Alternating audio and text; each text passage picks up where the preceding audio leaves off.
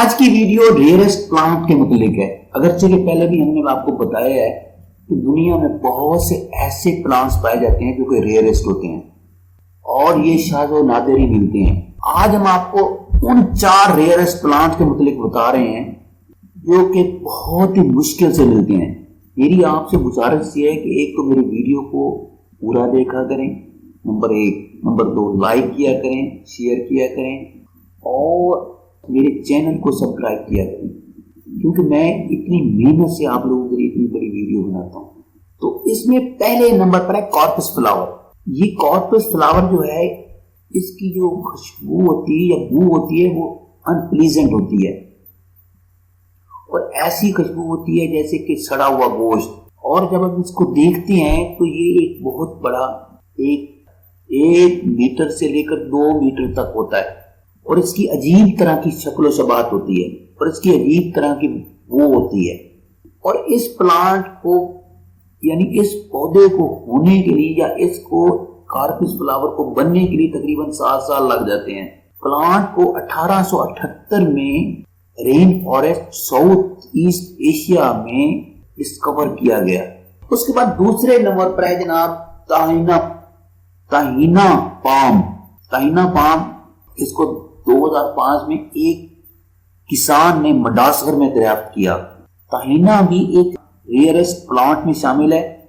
پوری دنیا میں یہ صرف 90 کی تعداد میں رہ گئے ہیں اور یہ اس لیے یونیک ہے کہ یہ صرف 50 سال تک رہتا ہے، اس کے بعد یہ ختم ہو جاتا ہے۔ یہ ایک ٹاورنگ پلانٹ ہوتا ہے، یعنی بہت اونچا ہوتا ہے اور یہ 18 میٹر تک ہائٹ ہوتی ہے اور 15 میٹر یہ چوڑائی میں ہوتا ہے۔ تیسرے نمبر پر آتا ہے پچر پلانٹ۔ یہ کارنیوورس پلانٹ ہوتا ہے۔ کارنیوورس وہ پلانٹ جو کہ جسے گوشت خور کہتے ہیں۔ آپ نے یہ کہانیوں میں سنا ہوگا کہ گوشت خور بھی ہوتے ہیں کوئی پلانٹ، عجیب بات ہے، لیکن حقیقت ہے کہ اس دنیا میں اس طرح کے پودے بھی پائے جاتے ہیں جو کہ چھوٹے چھوٹے انسیکٹ کو اپنے اس پچر پلانٹ کے اندر جب کوئی انسیکٹ بیٹھتا ہے تو اس گھڑے کے اندر جب بیٹھتا ہے تو وہ اس کی خوراک بن جاتی ہے۔ یہ پہلا پلانٹ ہے جو کہ اس طرح کی حرکت کرتا ہے اور اس کے اندر جو چھوٹے چھوٹے انسیکٹ ہوتے ہیں، تقریباً یہ چھوٹے چوہے اس طرح سے چھوٹے چھوٹے انسیکٹس اور اسی طرح سے کچھ خرگوش چھوٹے آ سکتے ہیں جو کہ اگر یہ پھنس جائیں تو ان کو یہ کھا جاتا ہے۔ پچر پلانٹ کو 2007 میں ڈسکور کیا گیا۔ یہ بیل شیپ کا پچر ہوتا ہے اور یہ ریٹ کو ٹریپ کر لیتا ہے۔ اس کے بعد چوتھے نمبر پر ہے سلیپر آرچڈ۔ یہ 15 سال کے بعد اگتا ہے اور یہ بڑا ہوتے ہوتے کافی ٹائم لگ جاتا ہے۔